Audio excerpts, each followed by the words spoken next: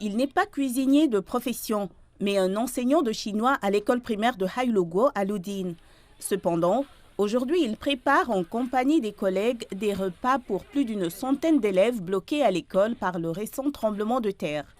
Wang Ping, directeur adjoint de l'école primaire de Hailuguo, a expliqué que les élèves de son école et d'une école primaire voisine vivaient dans des abris aménagés dans la cour de récréation.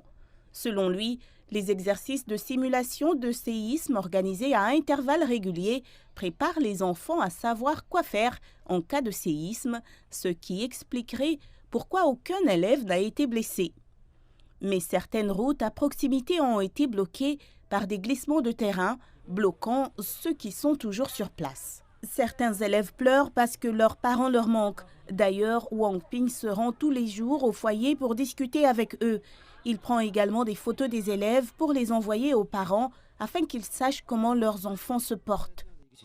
Je grandis ici et j'ai été témoin du développement de l'éducation à Hailuguo et en tant qu'enseignant, notamment lorsqu'un tremblement de terre nous frappe. Mon travail n'est pas seulement de leur transmettre des connaissances, mais aussi d'être un accompagnateur ayant des responsabilités qui est heureux lorsqu'il voit ses élèves heureux. Wang n'est pas le seul instituteur à s'occuper des élèves. Lin Xin, un autre instructeur, est resté avec les écoliers depuis le tout début. Je suis contente d'être restée avec les élèves. Ils m'ont aussi beaucoup émue. Je me suis occupée d'eux autant que je le pouvais. Un jour, je suis venue les voir au foyer et ils m'ont donné une glace. Et je ne savais pas du tout où ils l'avaient dénichée. Ils l'ont gardée pour moi et était presque fondue. Nous sommes reconnaissants que nos enseignants cuisinent pour nous et prennent soin de nous tous les jours. Et nous leur souhaitons une très bonne fête des enseignants.